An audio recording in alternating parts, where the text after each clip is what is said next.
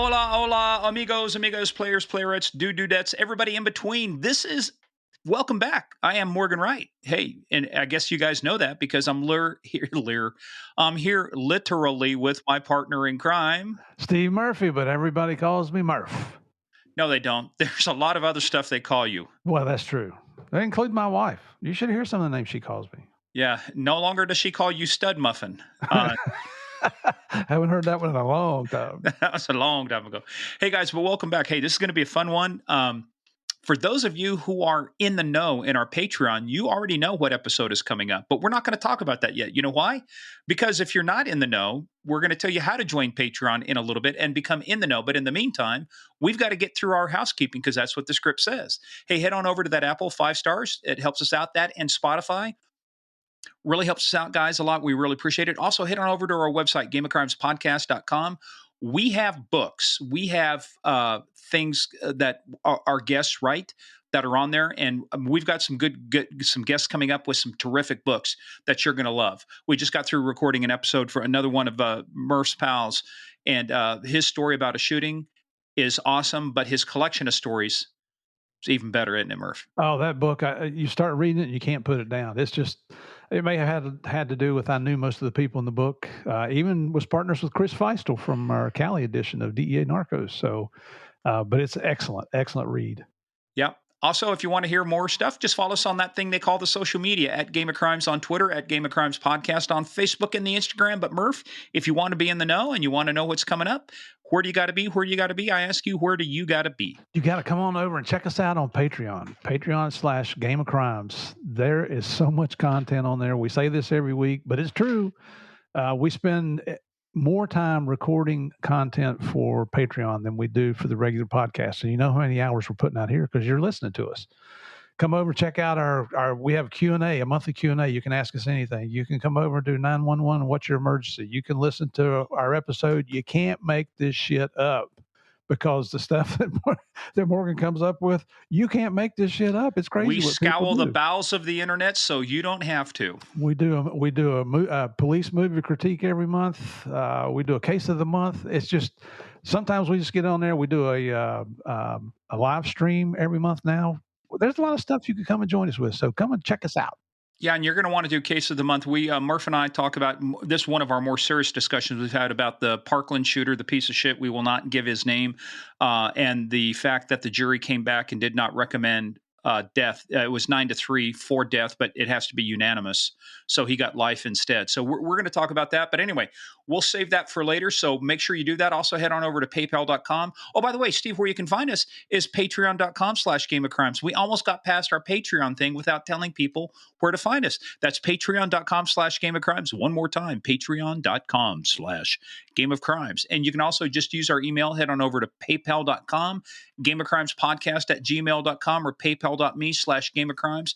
Whatever it makes it easier for you to support the show, and help us bring you more exciting content. Now, before we get into the show, we got to tell you a couple things. First of all, you got to go join our fan group. Just head on over at Game of Crimes. Just type that into Facebook. You're going to find it, Game of Crimes Fans. The Mafia Queen, Sandy Salvato, will determine if you are worthy of admission. All you have to do is just even get close, answer a couple questions. Head on over there, just a couple easy questions. So you got to do that. You have to do that so we can give you the disclaimer, which is the disclaimer is this is a show about crime. We talk about bad people doing bad things and bad people doing bad things to good people. Steve, we take the story seriously, but we never take ourselves serious. And how do we prove we don't take ourselves serious? Listen to our show. You'll find out.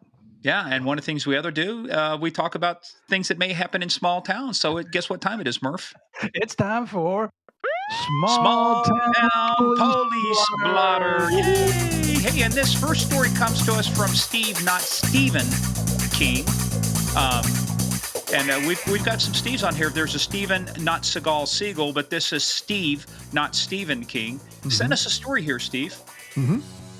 There's a lot of things I heard of being stolen, but I've never heard of this being stolen before. Police said 2 men were arrested after they were caught stealing cooking oil from a business in Colorado.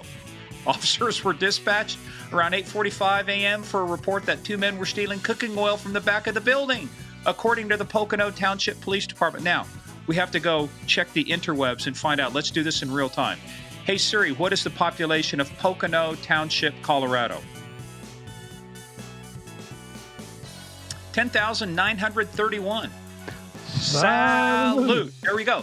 Police said the suspects, identified as somebody named Roe and Roe, both of Flushing, New York. There you go, Flushing. And they both have a boat. That's row your boat. Row your boat, flush it down the stream.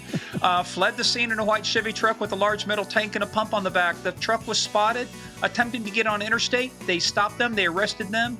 They were taken and charged with theft by unlawful taking of movable property, which apparently cooking oil is movable. Now, you may ask, why is this a big deal? Because apparently this is a case of one of many across the nation. More than 100 gallons of cooking oil was stolen from a restaurant in Rhode Island.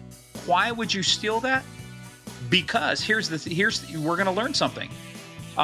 They said the restaurant grease is often bought for a price within a range of 30 cents to $1. It is produced, but he said the real value comes from what you can turn it into.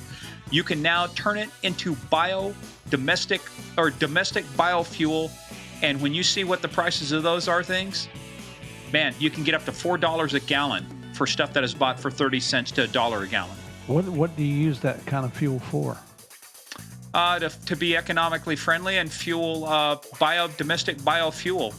So biodiesel, I guess, biofuels. Really? If you want to lubricate your car up, I guess you put cooking oil in it. We don't suggest you do that directly, but. So if you stole 100 gallons and you got $4 a gallon for it, there's $400, right? Steve, so you're pretty sharp, man. Yeah. I've got my socks on too. I didn't even have to take them off. But you'd go to jail for $400. $400, and all that work to get 100 gallons of cooking oil. All right. Idiots. All right, well, hey, Steve, let's. This one's a shorter story, but more impactful, because we've all had this happen to us at probably one time or another. A woman along the block of 37th Avenue reported a dispute with her neighbor, who is also her boyfriend, because he was refusing to bring her a casserole. Well, are you hungry? You get hangry. You get hangry, that means you get angry, and then somebody's going to, I got to call it. He didn't bring me a casserole. So what'd she do to him? Doesn't say. The story just says she just wanted to. That's my point. Why would you call the police? Well, speaking of the police. That's like Steve, going to McDonald's and you don't get your McNuggets. Yeah, we had a story about that on our 911 calls, remember? I know it. So, Steve, speaking of the police, they like to help the community. One of those things is outreach and education. So the Maysville, North Carolina Police Department, population 9,010. Salute. They decided, hey, look, we're going to have a report form. And they sent it out. Attention, Maysville drug dealers. Is your drug dealing competition costing you money? We offer a free service to help eliminate your drug competition. Report your competition to us. So here are the things. My drug dealing competition is fill in the blank. My drug dealing competition lives at fill in the blank. My drug dealing competition's phone is fill in the blank. My drug dealing competition's vehicle is fill in the blank. Other means of contact. My drug dealing competition sells during the hours of fill in the blank. And my drug dealing competition sells the type of drugs, fill in the blank. So mail or drop off your drug dealer's information or call, the number on your screen. Give your name and tell them who you're reporting. The only thing missing on that at the bottom is if you'd like to provide additional information, where can we contact you? Yeah, where can we contact you? Yes. Well, hey, let's wait and see if there's anybody stupid enough to fill that out. Guys, give us your name and address and phone number, and we'll enter you into our monthly drawing for a search warrant. Yeah, a search warrant free of charge. I like that. But you know what I like, Steve? What? I like our next guest coming up. That's what I like. Yeah, good friend. This is a guy that Javier and I got to meet about 5 or 6 years ago at you heard us talk on other shows about the Southern California Gang Conference. That's something that we support. Now Morgan's a supporter of it as well. And the reason we support it is because all the money they raise for their conference goes to the families of slain officers during the previous year in Southern California. And so part of that was when the first time Javier and I went out to speak at that conference, we got to meet Joe Pistone. He's an honorary member of their board out there. And I tell you what, man, people sat down and they ask us, hey, can we ask you questions? Because they want to hear our stories. this guy, Joe Pistone, he has got stories that I could just sit there. I was the same way. We could sit there and listen to him all freaking day. I mean, this man, 6 years undercover in the New York crime families, the mafia crime families, primarily the Bonnano family, a little bit of the Colombo family, but just deep undercover for 6 years. Nobody knew where he was except for maybe one or two agents. It's unbelievable what you're getting ready to hear. I can't believe he put himself through all this. Well, Murph, people wondered what you did for a job, for 6 years too. But Well, that's not something I want to talk about. yeah, no. But the difference is they did. Well, and guess what? You disappeared for a while. They made a movie about you in a series. They made a movie about Joe. And this is the cool part. This is the guy. I mean, Johnny Depp plays him in the movie Donnie Brasco, Mm-hmm. but the movie does not do the story justice. Right. Absolutely. And this guy, to this day, he's still concerned about his safety. He thought we recorded things both audio and video, and we don't. We just record things on audio, but we can see each other on video to make to enhance the recording experience. And he showed up still, ball cap, dark glasses, kind of that witness protection look. He's a friend of mine, and I still, to this day, I know his wife, Maggie. I know one of his 3 kids. And, But I don't know where he lives, and I won't ask him. We won't ask, because if we don't know, we can't tell and inadvertently let it slip. True. So, although it's a place that has a room with a light and a window and a computer and a camera, that narrows it down, doesn't it, Murph? Oh, there was nothing on the walls behind him to identify anything associated with him. You can tell the man has done this before. Yeah, and look, and we're not making light of it. It's just the fact that you think about this after all these years and the damage he did to these families and the convictions that it resulted in. Mm-hmm. But you know what? It was the damage it did to him and his family and his relationships that he has spent years now working on and repairing. But you know what? It was one of those things, maybe, as you guys know, sometimes maybe it's a distorted sense of a priority. But man, when you get into this job and you realize the damage these people do, it's, if not me, then who? If I don't do this investigation, if I don't get to these guys, then who? Right. And as risky as it is to Joe and the work that he did, his family suffered. And we talk about that in his interview. Yep. So you'll hear it. We don't want to waste your time here. We want to get right to his interview. But man, you're in for a treat. I promise you. Yeah. So Murph, if they're in for a treat, the only way to treat them to the upcoming treat, and so they feel treated, is for me to ask you the one treat question of all time, right? Are you ready to play the biggest, baddest, most dangerous, and Donnie Brasco game of all, the Game of Crimes? Absolutely. And everybody, this truly is one to get in, sit down, shut up, and hold on. Bring on the real Donnie Brasco, Joe Pistone.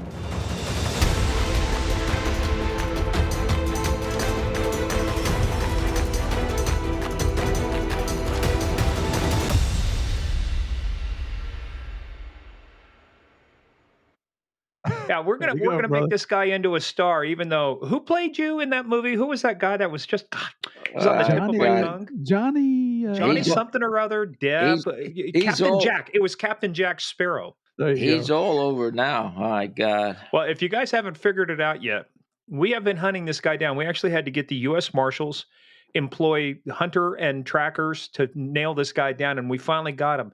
This is the guy that probably one of the most infamous mob stories ever made turned into a big movie with Johnny Depp and somebody we just reviewed here recently, Steve, Al Pacino.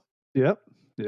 In the movie Donnie Brasco, the agent it was based on, the man, the myth, the legend himself, Mr. Joe Pistone. Welcome to the broadcast of Game of Crimes. Well, thanks for having me, fellas. I enjoy it. I mean, Steve and I go back a long way, so this isn't our first get together. So, but thanks for inviting me on your show. It's a pleasure. Bro, I tell you what, it's a true honor to have you on here, Joe. This is, people come to Javier and I. The first time we met Joe was out in California, as a matter of fact. Javier and I were together. And people come to us and ask us for stories, and we'll tell stories. And then we sat down with Joe. We were all at that big dinner table one night, overlooking we were at that hotel where we did the conference. Your wife was there. The organizers from the hotel were there. Everybody was there.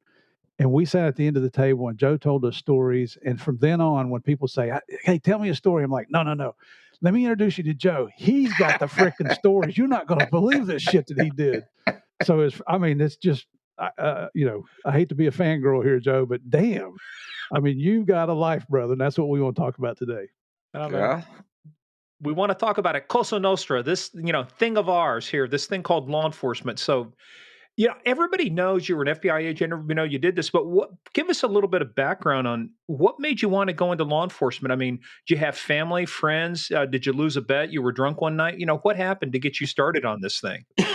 Well, I didn't lose a bet because I'm not a drinker, as Steve can attest. My drinking is a half a bottle of beer and maybe one glass of wine. So it wasn't the drink. I don't know. I always wanted to be a cop. Maybe because growing up in Paterson, New Jersey, back then in the day, the cops were your friends. They walked the beat, so they knew you. You knew the cop, they know you, and they were all great guys. If you were doing something out of line, they give you a kick in the ass and send you home. Uh, so that's what I always wanted to do. That I was a senior in college, and I took the police exam, and I made it. I got appointed. Uh, but then I found out I had to drop out of college and go to the police academy.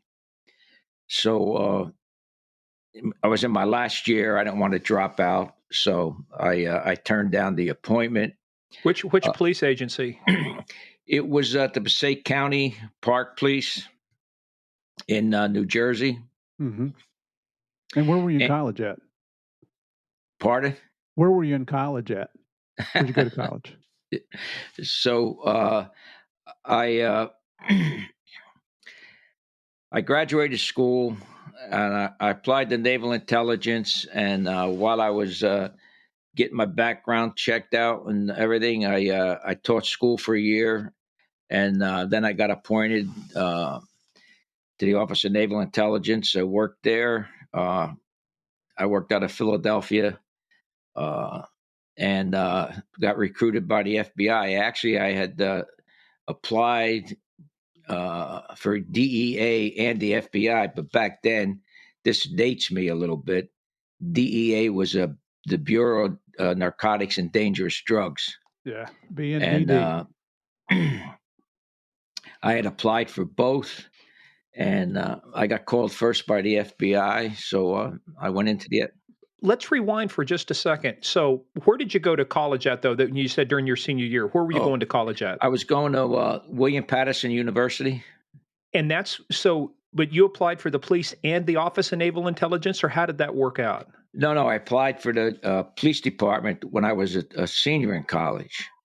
And like I say, I passed the physical, the written, whatever. But you didn't want to drop out of college. I didn't want to drop out of college. Yeah. So what'd you get your degree in? My degree was in history, social studies, history. Yeah.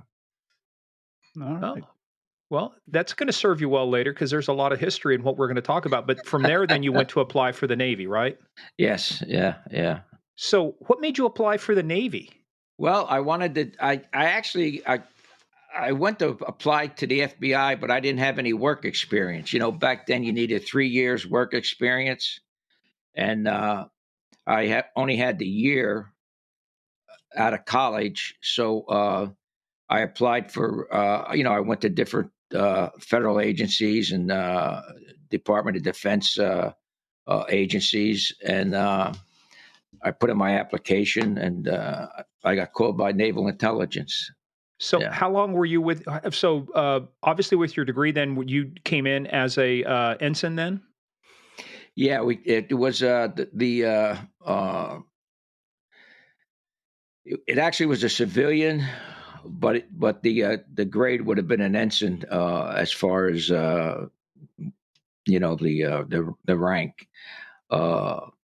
And it was enjoyable work, and you worked a lot with other federal agencies. Actually, I worked with the FBI and Bureau of Narcotics and Dangerous Drugs back then. So this was during the Cold War too, wasn't it? Yeah.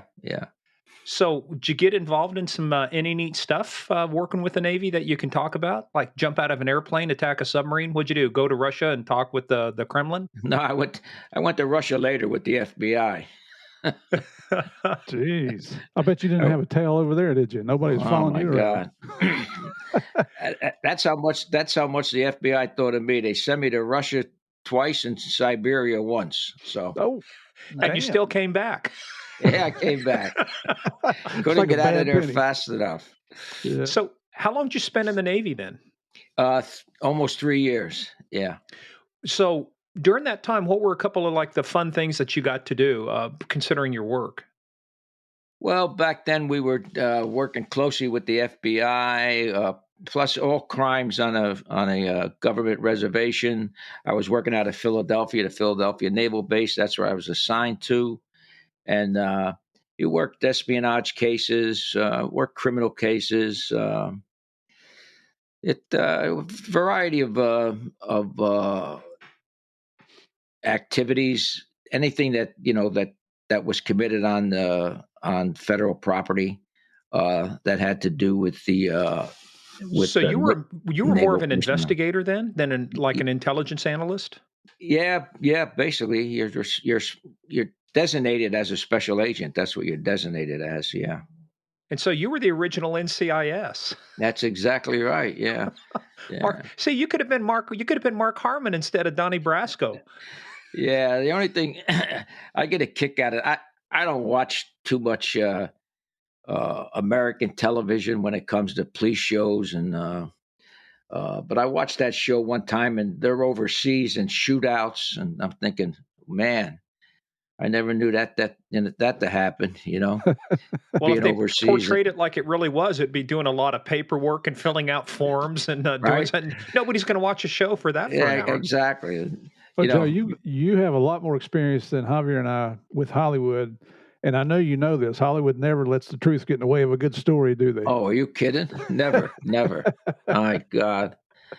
Yeah, I mean, So, did you get to the point to where maybe being in the Navy was more? I mean, did you just do the 3 years so you could get into the FBI, or did you have a choice to say, "Hey, I really like doing this Navy stuff"? What was your decision after you got that 3 years of experience in, and now you're eligible to apply for the bureau? well, I had done so much work with the FBI and again with the Bureau of Narcotics and Dangerous Drugs, and the FBI put the agents I was working with in Philly put a big push on to recruit me. Uh, so that's like I said, I took the test for both. I never thought I'd make the FBI. I never thought I'd make uh, DEA either, But I took the first one that came along, and the FBI was the first one that came along. So, what year did you join the FBI? Joined the FBI in '69. July the 7th, 1969 was my EOD. Now, were you Man, married at that time? Yes, I was. I was married, and I actually had three little ones. Yeah. Wow. And I've been fortunate enough to meet the boss of the Pistone family and one of your daughters, who I've seen her a Yeah, couple times out in California. you met Noreen, the one that Yep. she's a veterinarian, and she recently, the last couple of years, retired from the military. Yeah, Can you tell us what she did in the military? she was a veterinarian. She went to veterinarian school, became a vet, and she calls me one day and she says, "Dad, what do you think about joining the army?" I said, "I don't think it's a bad idea." So she joined the army and spent 21 years in the army. Got out as a colonel. Nice. now was a lot of her work from that side? Was she working then maybe with? Was she just doing what we might think a traditional vet would do, or was she really more focused on the operators, the special forces, the people with their like the canines or the other types of Yeah, things? she did a lot of work with special forces animals, the dogs.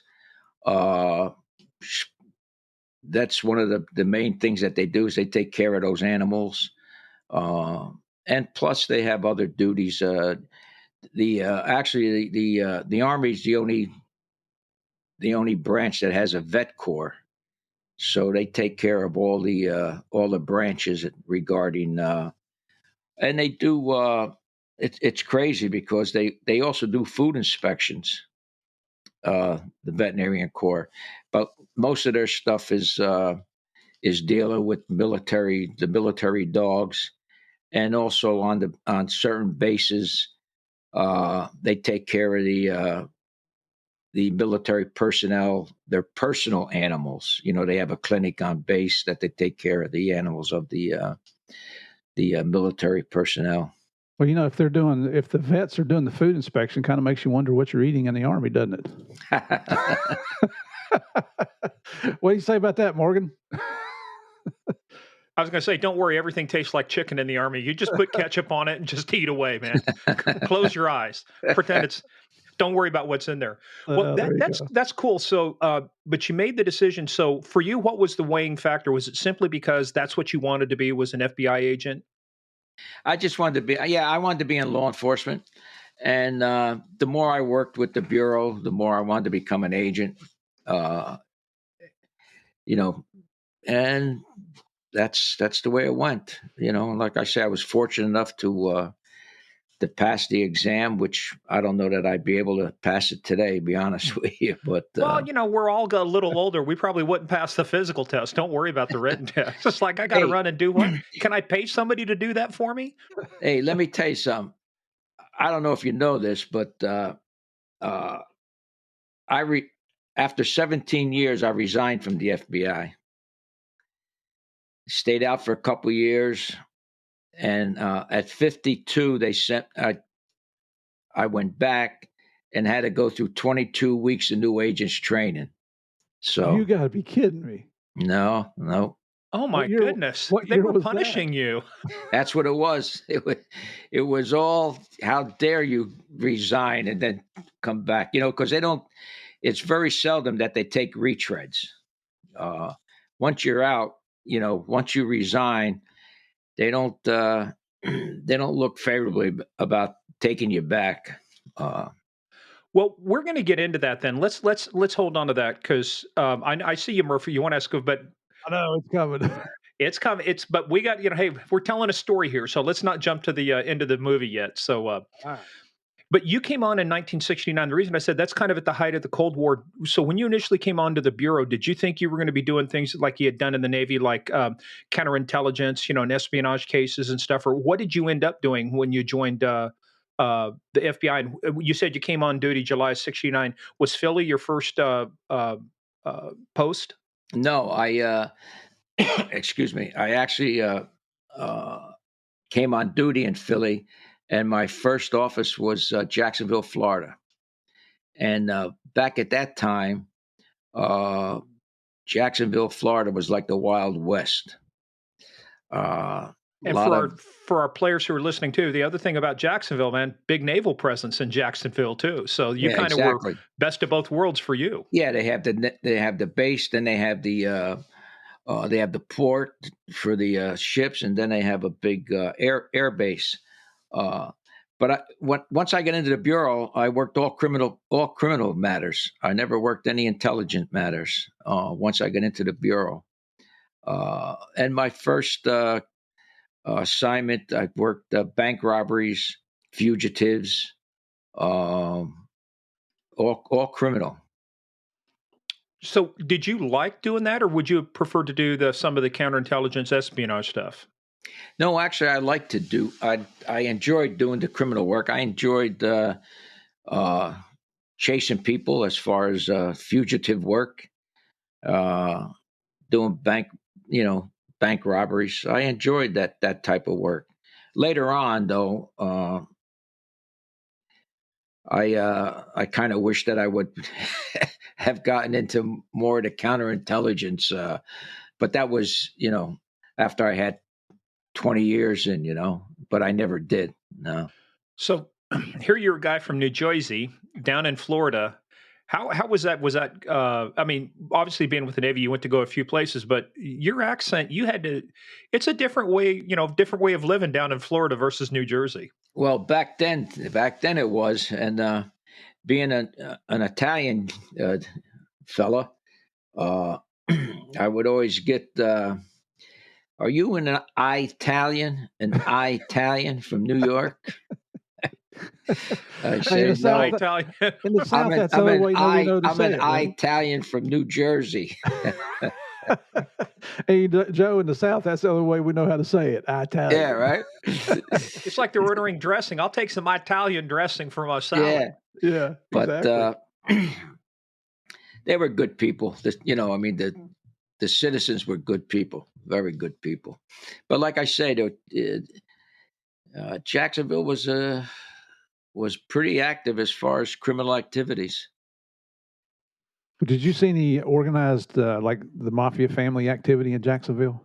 No, none at all. I saw a lot of what they called the Dixie Mafia, was Southern gentlemen that were involved in organized criminal activities, but not as far as Italian Mafia. No. Well, but before you even got down there, did you have any coming up, from New Jersey? Obviously, a lot of organized crime between New York, New Jersey back in the day, the five major families. Did you have any run ins with them growing up there or going to college or with the Navy during that time? Actually, no. I mean, I grew up in a neighborhood where there were organized crime guys. I mean, look, you grew up in an Italian neighborhood, there's going to be organized crime guys. There's going to be mob guys. And I think that's one thing why I was always successful in my undercover activities is that I never judged anybody because I knew guys that were involved in the life. There were a couple social clubs in the neighborhood, so you knew what they were about, and everybody in the neighborhood knew who the mob guys were. So I wasn't enamored with the life, and like I say, I never judged anybody because I knew these guys. They're regular guys when they're interacting with you. It's just that you never really got to see. The only illegal activities you got to see was the gambling and the swag. You need a new suit. You go to the social club or wherever it is, and you grab And yourself a suit. miraculously, a suit would fall off the back of a truck somewhere that just happened to be your size. Or you needed a sweater or you needed a sport coat. You knew where to go.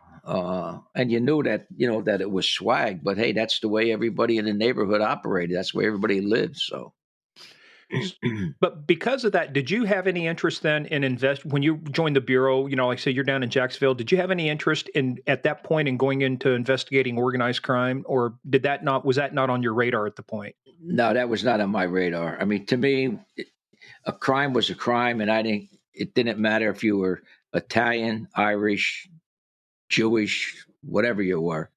If you committed the crime, you were suspect. I investigated. It didn't deter me one way or another. So how long did you spend in Jacksonville? I spent a little over a year in Jacksonville, and then I got transferred to Alexandria, Virginia. Why'd you get transferred? I mean, a year. I mean, that's not a long time, right? You're just still getting your feet wet. Well, back then, that's the way the bureau operated. You were in your first office maybe 14, 15, 16 months, and then you got transferred somewhere else. That was back then. They don't do that anymore, but you're only in your first office less than 2 years. Man, so you're in the 70s in Alexandria, Virginia. I got to tell you, I moved out here to Virginia in 2000. It's changed in the last 22 years. I guarantee I would just love to see what it was like back in the day, because you never would have heard of Loudoun County or Ashburn. These were just little farming communities out here. There was no life past maybe Tyson's Corner. None at all.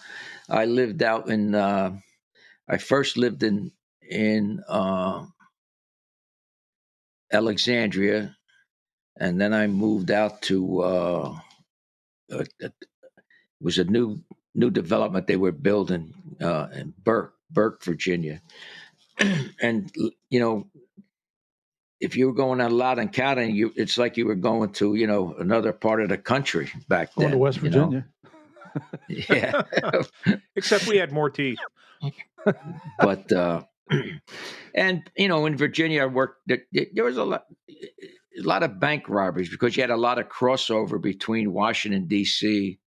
and Alexandria because you're right there on the border. Mm-hmm. So you had a lot of crossover with the bad guys as far as between Virginia and Washington, D.C. But Alexandria, that was the Washington field office, right? Or no, was that, it was an RA? No, it was a field office in its own. Yeah. It's not anymore, but that's what I was going to say. That doesn't exist anymore. Yeah. So the Alexandria field office. Wow. Yeah. So what'd you do? So this stint in Alexandria, how long did you spend there?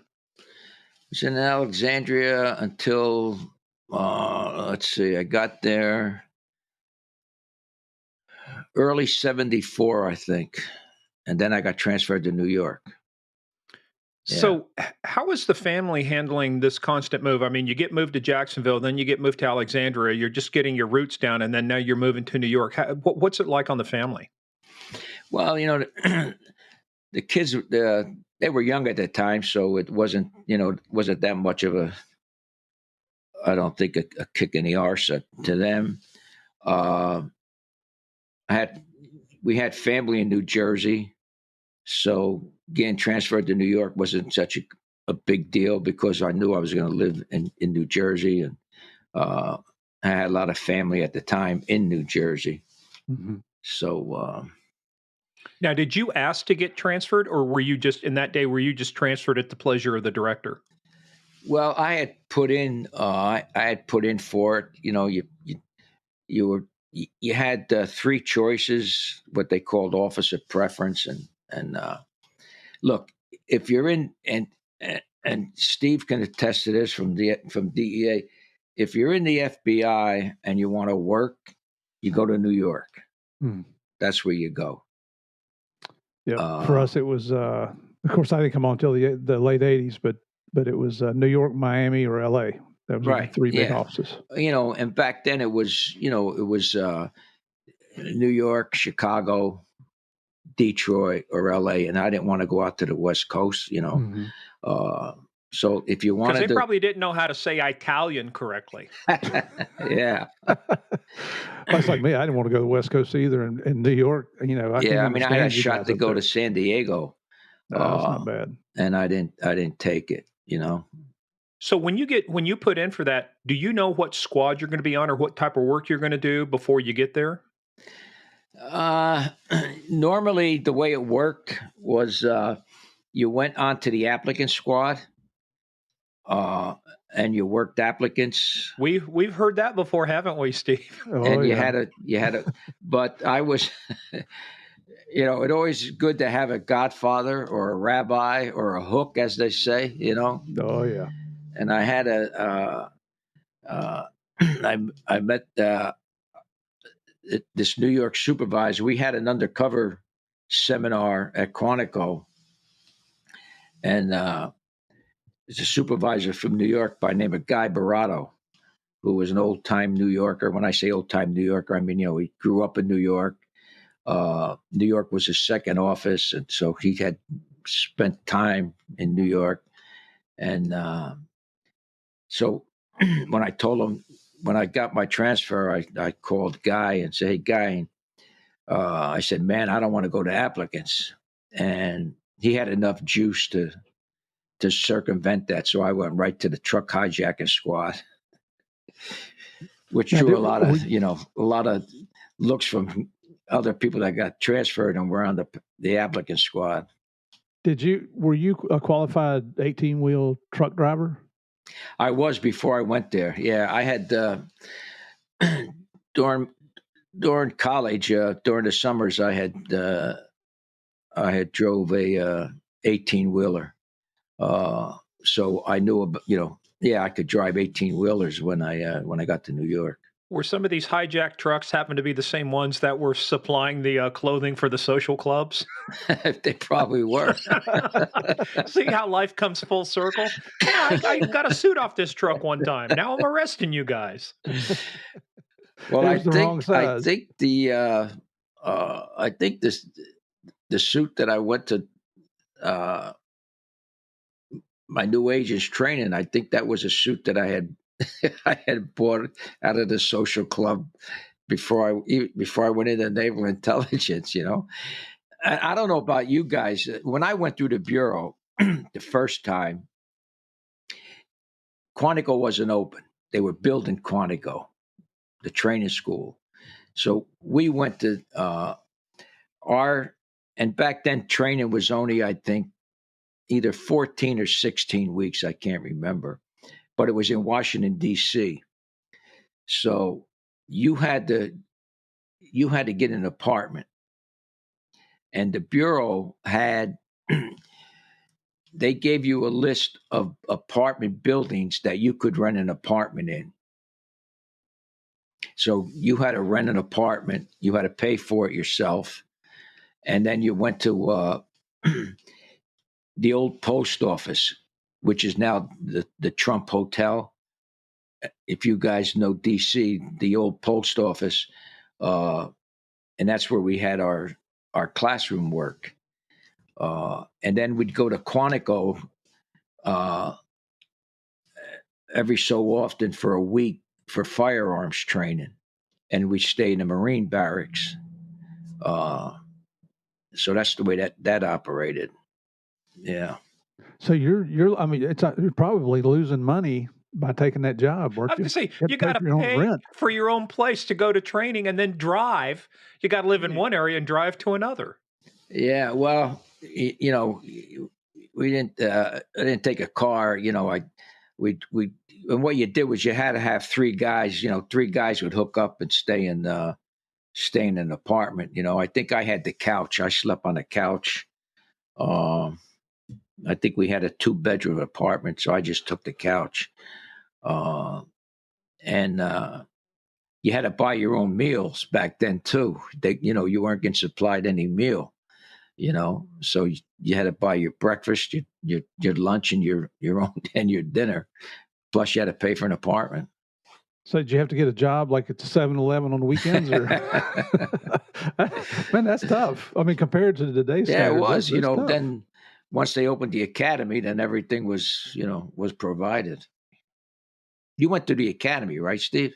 I did. I did the DEA Academy through the FBI Academy. Yeah.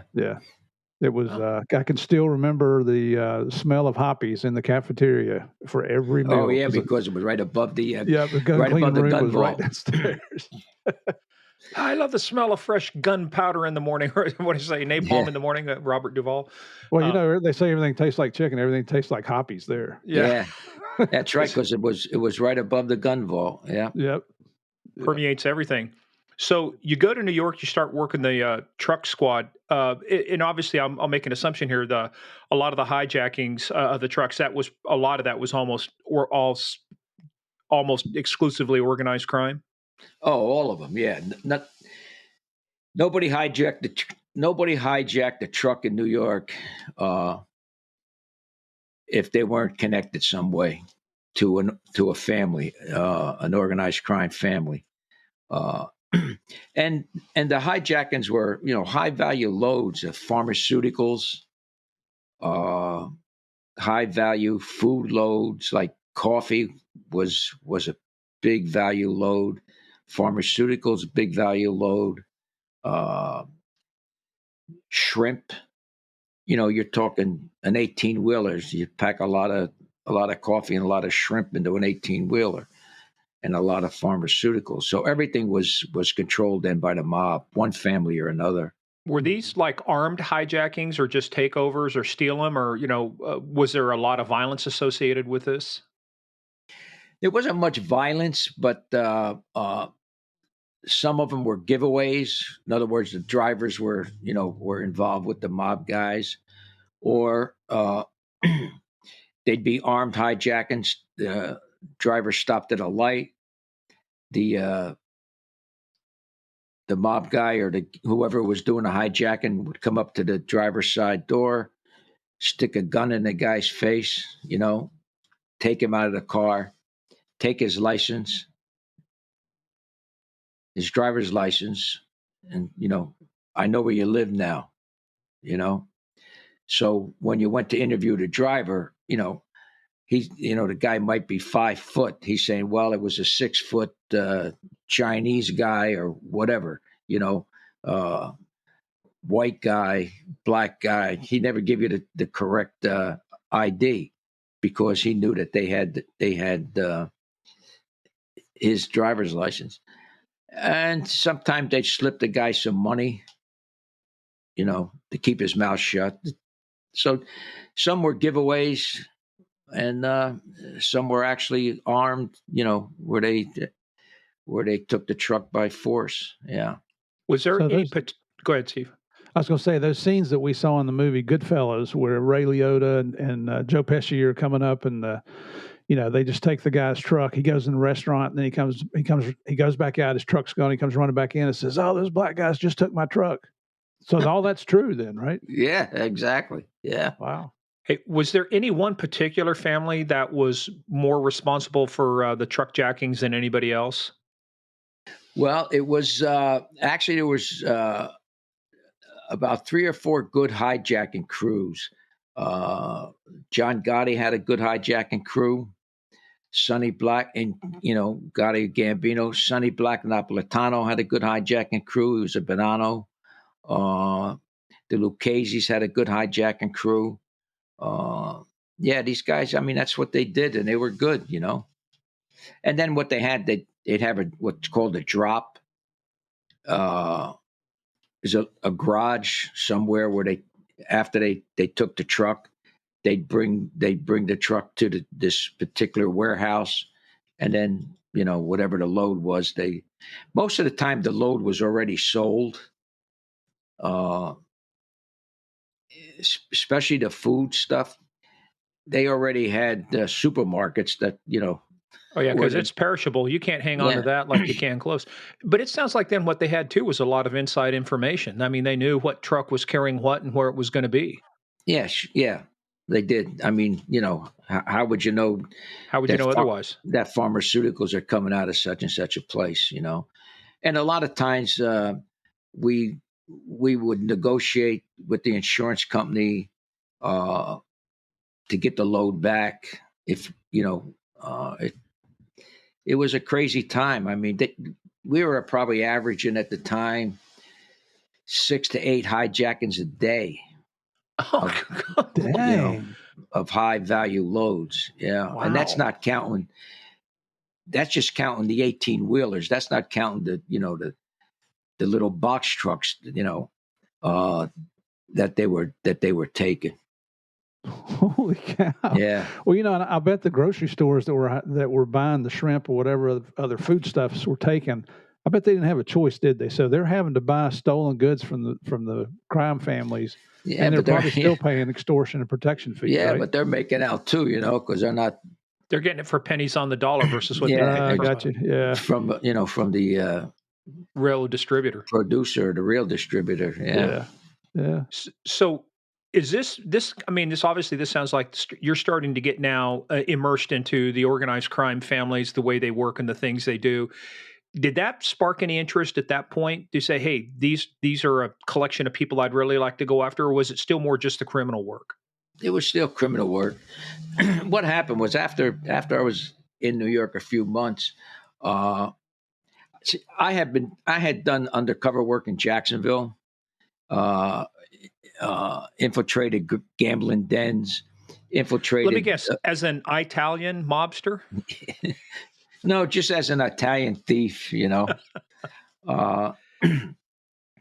So a job come up out of Tampa, Florida. They had a case on a group of car thieves. And the way this group worked was you'd go to them and say, I want a Mercedes-Benz. And you give them the color and all the goodies that you wanted. And then they'd go out and they'd hook it. Dang. And so they had a big case out of Tampa, and they had the ability to get an FBI, well, not, and to get an undercover agent in. And I got a call to see if I wanted to do the undercover, and I said, yeah. But the first thing I got to do, I got to learn how to steal cars. Yeah. So the agent in Tampa had an informant who was a car thief. So I spent some time with him, and he taught me how to hook different types of cars. So I got my way into this group and spent a year and a half stealing cars and actually in tractors with these guys. Like farm tractors or tractor trailers? No, just the cabs. Yeah. Yeah. The truck tractors. And those, man, let me tell you what, being a farm boy and being a trooper and working with those things, high dollar stuff, Kenworth, Peterbilts, you've got all of these things, man. They are. Yeah. Lots of, driving one of those things. If you don't know how to drive a truck tractor, they can tell right away whether or not you've got any experience driving those things, because it's not like putting it into drive, go, hey, I just put this into drive and we take off. Yeah. And so I did that for a year and a half and was successful. We got a ton of convictions, and I'll tell you though, we hooked a Mercedes Benz one time around outside of Orlando, and the buyer was a guy in Miami. So I'm going to drive it from Orlando to Miami, and it's like 3:30, 4 o'clock in the morning. And I get pulled over by a trooper. And I mean, the only identification I have is my fake driver's license. So he says, and there were no tags on it or anything. So he said, "Where you going?" I said, "I'm going to Miami." And he said, "How come you don't have any tags in this car?" I said, "Well, I'm bringing it from a dealership in Orlando to a dealership in Miami. And I got to get it there because it's sold, and I got to get it there by 8 o'clock in the morning, So he says, "Let me see your driver's license." So I show him my license, and I said, "I don't have any other paper for this car, but this is where I'm taking it." And he said, "Okay," and he lets me go. So that one situation where I talked my way out of. He checked the car, he looked in the trunk. He said, "Can I search the car?" I said, "Sure, go ahead, search it. Do what do you want with it, I said, "I just got to get there and have this car by 8 o'clock. And then he said, "Okay, drive slower." What was your plan B? One thing, he could have just issued a ticket and say, "Hey, go on." But what if he wanted to arrest you or, hook the car up and tow it? Did you have what were your options at that point? Just stay in character? Yeah, stay in character, take the arrest. And when you get your phone call, you call your contact agent, which is, a hello number, and you explain what happened. Hey, tell everybody that's an interesting thing. It's a contact. You say it's a hello number. What do you, let everybody know what you mean by that? Well, your contact agent, when when you're working undercover, you can't call the FBI office and have FBI office, undercover division. Can I help you?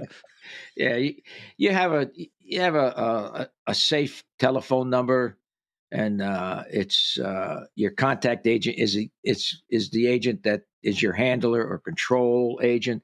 That if you have a problem, that's who you call, and you tell him or her what the problem is, and it's up to them to rectify it and get you out of it without blowing your cover. So every undercover has that, and like I say, the hello number is a number that doesn't go to an office. It goes to the, and your contact agents also have fake ID. They're not operating under their FBI identification, and So if they got to come like bill you out, they can use a fake ID and put up cash and get you out of there and then deal with it later. Exactly. But there's a real, I mean, go into that for just a minute. There's a real reason why you don't even want to, you want to trust other law enforcement, but we know from experience, right, is that some of these folks may be getting a little cash on the side to inform to say, hey, I just had an FBI undercover guy in here. He just got his bail posted, and this is the name he's using. Yeah, unfortunately, that's why in any operations that we do, and unless we're in partners with the particular agency, we don't inform other agencies. I mean, if it's an undercover operation with DEA, if it's an undercover operation with a specific police department, but if it's not, if it's an outside agency, we don't inform them of the identity of the undercover. Mm-hmm. Yeah, it's good. I mean, it's good reasoning too. And I don't think a lot of people. I mean, we've talked to a lot of people who've worked undercover. We just had Jack Garcia on here. We talked to some other ones, and there is so much thought. We talk with guys from ATF that worked undercover, DEA. A lot of work has to go into it to backstop that, because all it takes is just one little enterprising person now in this day and age of the internet to do some checks. And I mean, it's easy to blow a cover in this day and age with Al Gore's amazing internet than it was, back 20 years ago. Oh, definitely. I mean, that's one of the main problems today with undercover is the backstopping. I mean, because of the internet, back in the day, you can backstop somebody 100%. With the internet, you really have to work to build an identity for somebody. But there's always going to be a hole in it because of the internet. There's always a hole in people's resume too. I like the one guy that they hired. There's a big row going on. I can't think of who it was. Actually, it was Steve, you'll appreciate this too. It's the prosecutor here in Loudoun County, the one that we did the whole episode on with the kids in the school. But she hired a guy who was actually a convicted sex offender. But for 6 years, you know what was on his resume? He was at the Department of Justice. He wasn't lying. That's true. they couldn't get him. She couldn't get him for lying on his application, right? He just and what did you do at the Department number. of Justice? Yes. Well, I was inmate 68791. Always interesting. But and you're right too, because when you talk to guys that worked in the intelligence business or CIA 20, 25 years ago, carrying multiple passports, fake passports, was an easy thing to do. Not that you wanted too many, because you got to keep your legend intact. Now, with biometrics, the way they enroll you, there is no way around it. You come in through a country. I know my eyes, my fingerprints been scanned. It's very difficult, and they're doing what they call true identity now. It's like, hey, there's no more like non-official cover. You're not going to get a legend. You're going to use your real name, because to your point, you've got the social media, you've got the history, that it's so easy to check now. Now you've got to do a good job of keeping them under the radar so you don't associate them with intelligence work. Yeah, you have to use your true identity to get into a foreign country if you're doing undercover work, and then once you're there, switch. It's a problem, or inform customs of the identity of the undercover, but then everybody talks, and it's not intentionally, but gals and guys are sitting around having a beer. Hey, that's why in my undercover, the Donnie Brasco one, we didn't tell anybody. I mean, not even people in the New York office. The only people that knew were the supervisor, the SAC, and a couple agents. Yeah, because there's three forms of communication: telephone, telegraph, telecop. You start telling stories and drink, and everything else was pulled. My records were pulled. They were pulled at headquarters. If I went into another, when I went into another town, I didn't even tell the FBI office I was there. We never even told them I was there. Well, that's a good jumping off point. Let's start laying the groundwork now, because we've got a really good sense of some of the stuff you worked on. So let's talk about, start giving us the background of how, first of all, let's talk about the name before we even get into this. Was the name created for the operation, or had you used that name previously as your UC name? I had used the name previously in undercover operations. Where'd you come up with the name? Yeah, what was the origin? I just liked it. Seemed like, might have read about it somewhere. And it ends in a vowel, so it's a perfectly Italian. Yeah. And my middle name is Dominic. So, Donald wasn't that far off, because, they call Dominic Don sometimes, or Dom. So, usually in undercover, you want to take you don't want to change your first name, because you want to answer that. But, I didn't have any problem answering to Don. So start laying the groundwork first. When did this whole, how long had you been on, and what was the impetus for starting to say, hey, look, Joe, we want you to do this? Well, as I said previously, I was on that year and a half car theft ring.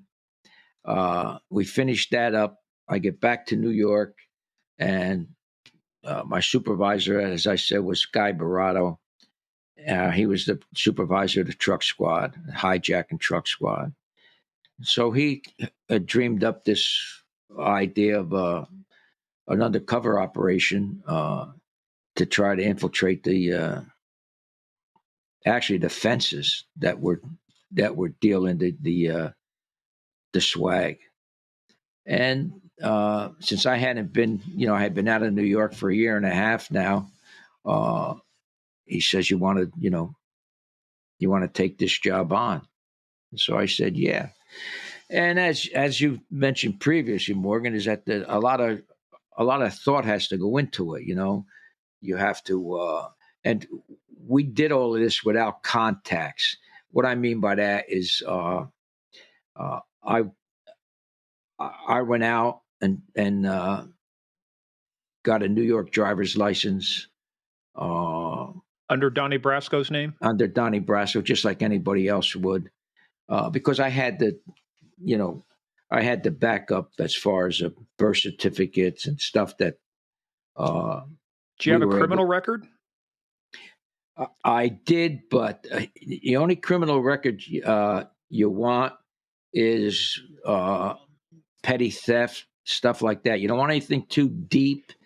Where you're like, do time at a place where they can check with other people?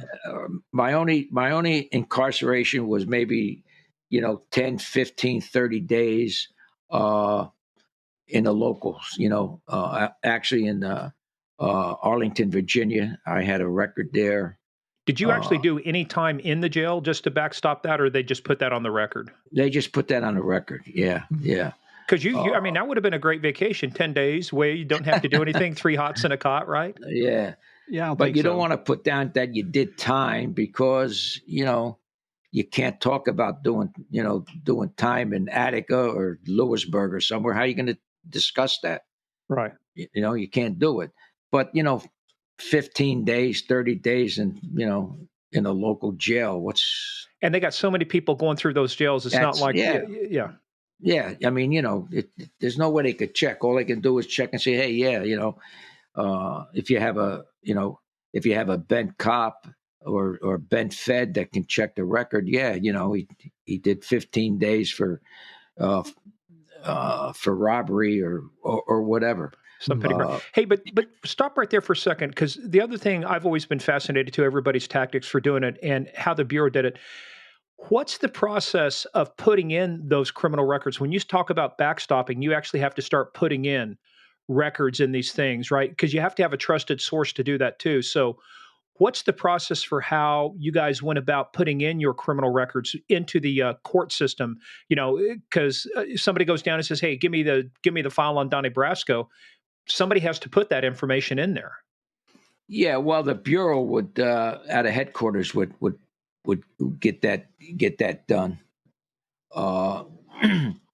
And there's always somebody that look, and you guys can attest to that. You're always working with a local that works close with you. You got to be able to trust somebody to get some of this you stuff can done. Trust. Yeah. So he might be the arresting officer. But it doesn't mean that they know about the case. It's just that, hey, we need to get this. We need to get this arrest record in. On a Donnie Brasco. So, and that's how they would do it. Yeah.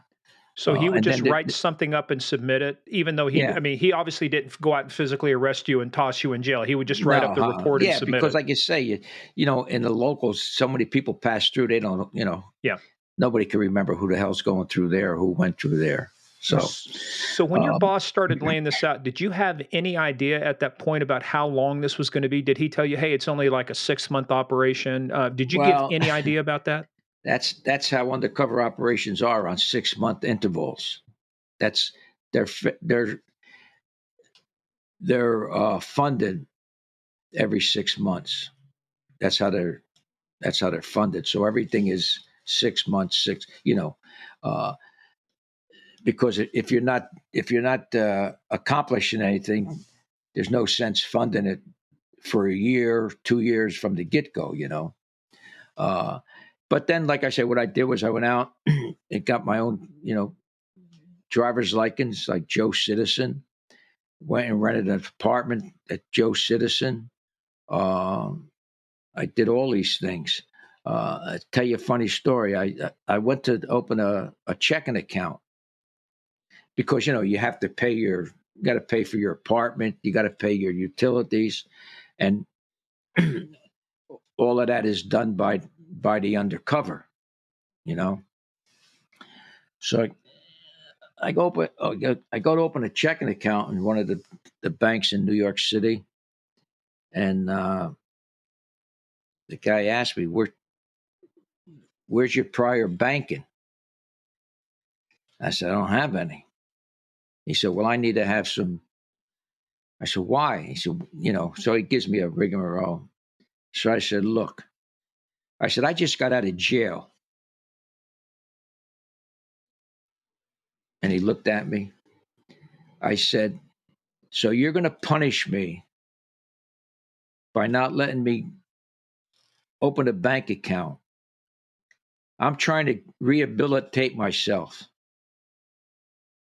And you're not going to let me open a bank account because I don't have a prior bank account because I've been in jail?" And he got all flustered. And he said, no. So he let me open up a checking account.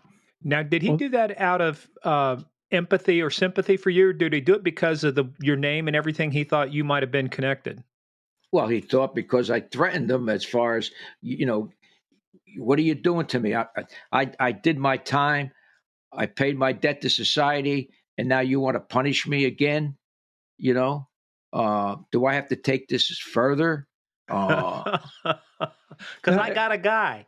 Yeah, are these scenarios that you've already worked out in your mind, or that somebody's brought to your attention in the bureau as you're learning to work undercover? Or is this just thinking on your feet as you go along? Steve, back in the day, we didn't have any. I mean, we had guys that worked undercover, but we had there was no formal training.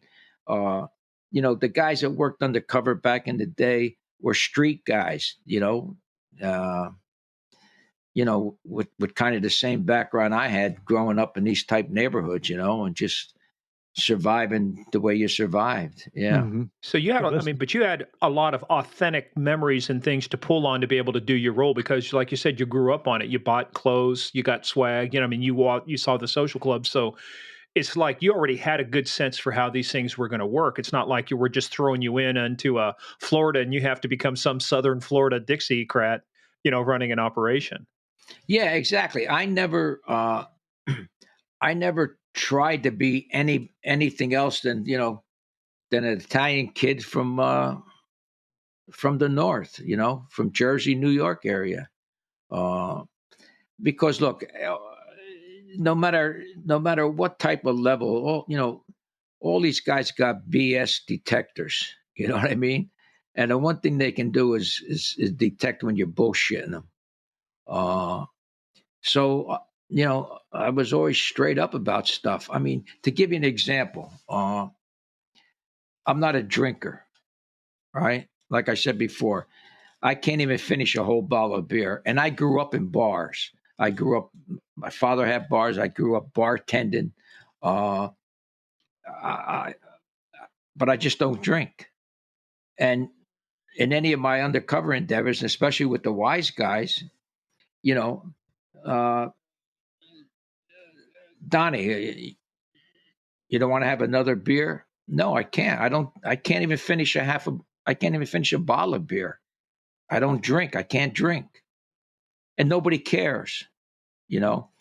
And I found that to be a problem with undercovers, young undercovers, they think they have to be out nightlife in it all the time. You don't. Whoever you are, that's who you are. Yep. It's funny you should mention that because one of our earlier episodes with Dominic Polifrone, with ATF. Dominic? Yeah, sure. And one of the things he did I thought was just exactly what you're doing. He was himself, but he says, no. I remember the one incident, Steve, remember we were interviewing him. They were going back and forth with one of the captains in the police department. It's like Kuklinski calls and they said, well, hurry up, call him back. He says, I ain't going to call him back. He can wait. Yeah, exactly. I ain't running to, no, you got to call him back right away. No, that's not the way this thing works. And so it's having that sense of being a true, authentic person, like you were talking about. Hey, look, if you don't drink, you don't drink. I think they respect that more than you drinking and then vomiting all over the dinner table. No, you're exactly right. And it's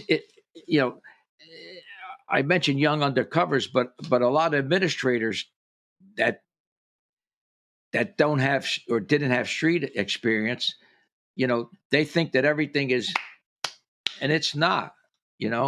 I'll call them back when I call them back. That's what I tell young agents. Say, if you got any words of advice, don't be afraid to walk away from a deal. That's exactly right, and that's one of the points on my undercover schools is walk away. Mm-hmm. Nobody expects a cop to walk away. They expect, you got to make the bus. You got to do this. It's like, screw you. I don't need this crap. And then you walk away to go, he must be for real. That's exactly right. And then you get it for a better price later on. See, you're negotiating. You're saving the taxpayers' money. Look at this, Chief. Not only can I steal cars, I can negotiate better deals on swag. Yeah, that was like Morgan. We did that episode on my last undercover, and I didn't do anything like you did, Joe. Mine were just very short-term things, but it was for several hundred pounds of weed in North Carolina. We popped the guy on the first deal. I had a North Carolina trooper pull him over before they got to me, and up in Mount Airy, which is known as Mayberry from the TV show. And I ran. I like, you son of a bitch set me up, and I put I put all the guilt on them, and I just hauled butt. 3 months later, they're calling me. Hey, listen, okay, we know it wasn't you. Can we get together and do another deal? Oh, okay, yeah, I guess I got time for you. I mean, and I used to walk away from conversations. Before I became really accepted. Okay, I knew I should be in on this conversation as far as listening, but I get up and walk away, and then later on I say, Donnie, where you going? I say, hey, this has nothing to do with me, man. So, You're continuing to establish credibility with these guys. Is that, hey, look, doesn't involve me. I don't want to be a part of it. Then they'll end up telling you. That's what it is. Before we get too far into the story, let me just bookend it real quick. I don't want to go to the end, but I want to give people a sense of what time frame we're talking about. So from the time you accepted this assignment until the time it was finally over, your UC role was over, give us a sense of how long of a period of time was that? We started the 6-year operation was the beginning of 75 and ended in July 27th of 81. Damn. Now 6 months turned into 6 years. Yeah. We're talking deep cover here too. Yeah. So how do you prepare your family for something like this? Well, it's tough. Luckily, when I say luckily, but I had been doing undercover work before, but normal undercover work is there's several types of undercover work, right? There's light cover, which is you meet the bad guys, you deal with them during the day or during the night, and you go home. You normally go into your office. That's what most undercover is. Deep undercover is what a lot of people can't do, and a lot of people don't want to do, because once you leave your office, you never go back until the operation's over. You move out of your residence into your own apartment, and you very seldom do you get back home. It's kind of like being divorced in a sense, right? And having your parents or having your ex and your kids move to a completely different location. You see them very rarely. Yeah, basically what it is, you leave your gun and badge and your credentials in the office. The only thing you're out there with is your fake ID. That's the only thing you're out there with. The only contact with your agency is with your contact agent and maybe your supervisor. That's your contact. My family lived across the country when I started the operation in New York. When you say across the country, we're talking West Coast then? Yeah. The operation started in New York and they were out west. Yeah.